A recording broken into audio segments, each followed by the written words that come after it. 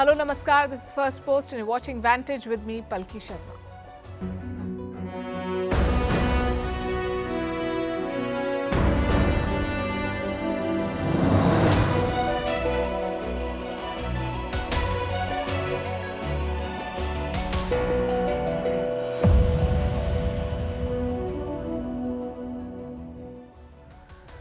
The Israel-Hamas war is now being fought in hospitals. They've run out of supplies and are surrounded by Israeli tanks. As international pressure grows, Israel has released a video showing Hamas infrastructure under a children's hospital. Weapons, telltale signs of hostages being held, and military apparatus. Critics say it's all propaganda, although it's a fact that Hamas uses civilians as human shields. They've embedded themselves in civilian areas. Tonight, we'll bring you the pictures. Also tell you about the source of their funds. Turns out, cryptocurrency is fueling the Hamas network. Meanwhile, India has called out Canada's hypocrisy on Khalistani terror at the United Nations. Rishi Sunak has been hit by the first no-confidence letter a day after his dramatic cabinet reshuffle. China and Pakistan are holding their biggest ever joint naval drill. In Myanmar, the ruling junta is losing ground to rebels. Their troops are crossing over to India. In Madagascar, the stage is set for a tense presidential election. In Iceland, they've seen 900 earthquakes in a day. And it's World Diabetes Day. It's a silent killer, and we must talk about it tonight. All this and more coming up. The headlines first.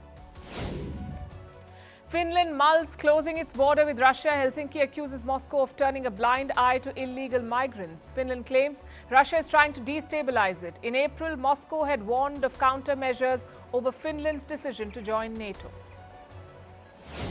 Foxconn founder Terry Gou qualifies to run for Taiwan's presidential election. The billionaire has promised to ensure that Taiwan does not become the next Ukraine. Elections will be held in January next year. Opinion polls show Gou is the least favored candidate. The Mali army says it has entered the rebel stronghold of Kidal. It's a symbolic success for the ruling junta, which seized power in 2020. For years, Kidal has been controlled by separatist groups posing a threat to the junta. Iran asks school children and civil servants in smog-hit Tehran to stay at home. The Iranian capital is among the world's most polluted cities. Around 9 million people live in Tehran. Nearly 40,000 deaths a year in the country are attributed to air pollution.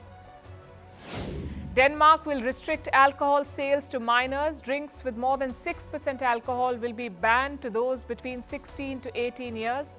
Over 20% of young Danes are weekly drinkers by the age of 15.